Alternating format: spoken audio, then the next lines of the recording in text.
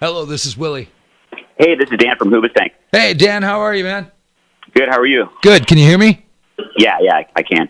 All right, man. Dan Estrin, the guitar player for Hoobastank, of course, next Tuesday night, the Pub Station. It's cool to talk to you, man, because like when you guys blew up 2003, 2004, or whatever, I was at Top 40 Radio, and like everything on the charts was Usher and Beyonce and Ludacris, and we always looked forward to when a rock band would show up and save us a little bit, and that was kind of that time for me.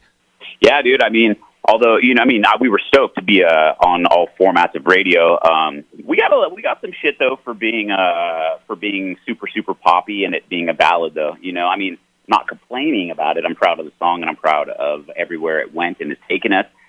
But it's really nice to hear you say that because on the flip side, we did hear a lot of shit from people going, Oh yeah, absolutely.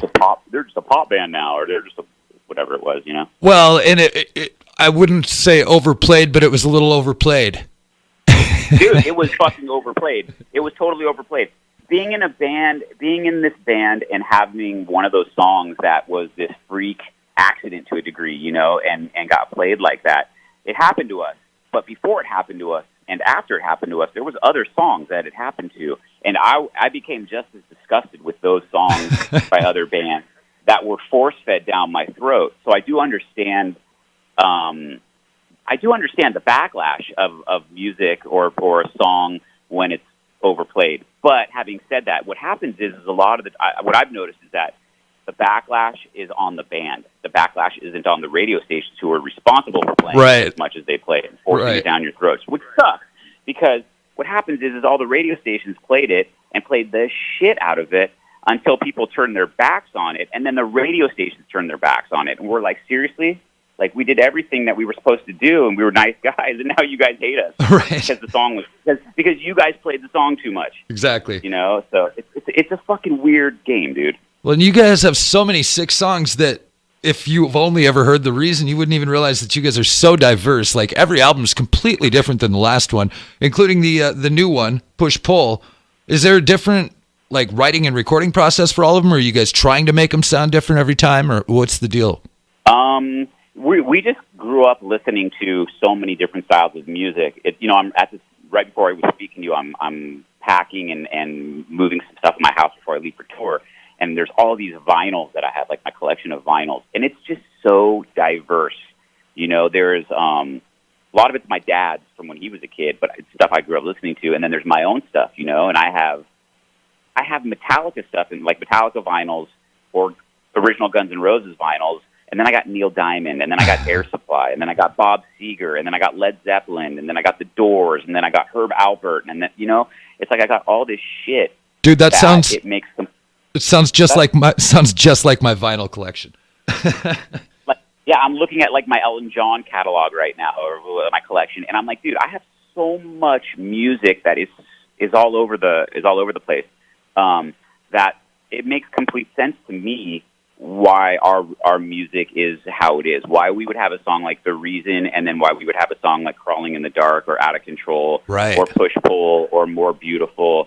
Well, and you showed a little, man. You showed a little bit of that on the new album too, with your guys' the cover of the Tears for Fears song. Yeah, that was just kind of happened. We had always wanted to do a cover of something. We always loved messing around and playing cover songs in rehearsal or at shows, and we came up with that one. It was like almost like we put a bunch of song names that we all really liked over the years into a bucket, and we just kind of picked out, and that was the one that came out. That was what I wanted to know. Was that what was some of the other covers that didn't make the cut? Was that one your choice, or do you remember whose choice it was? I don't remember. What we had done was we all sat in the studio together with our own pads of paper, including our producer. We all selected individually about 5 to 10 songs that we all really liked, that we wanted to explore possibly covering.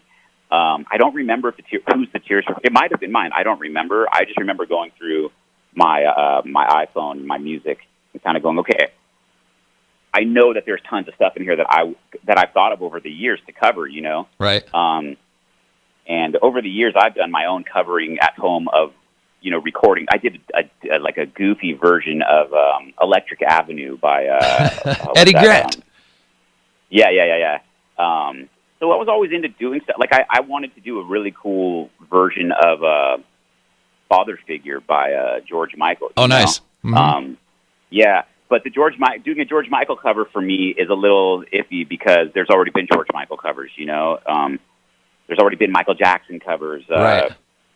Not that we can't do them, but we just chose the Tears for Fears one. So it got narrowed down to that one. Everybody really liked that song, and it got narrowed down to the Tears for Fears tune. And it turned out the way it did, which our bass player Jesse had a lot to do with building kind of the synth vibe and the bass for it.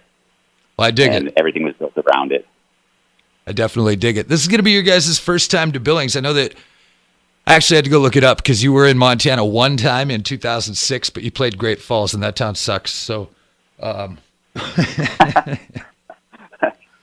this should be a lot more fun. Dude, yeah, I wasn't sure if we were in Billings or not. I know that we've been kind of close-ish, but yeah, this is our first time. Like we're just stoked to be getting back out on the road. We haven't been out, on a proper tour like this where we get out on a bus in probably 3 years, something like that, maybe a little bit more. Wow. Is there going to be a little rust, or do you guys just slide right back into it? I'm sure that there'll be a tiny bit of rust, but hopefully we'll get that out of the way on the first show. And I don't know, though, man, because we did 3 warm-up shows already in Japan. Those went over really, really well.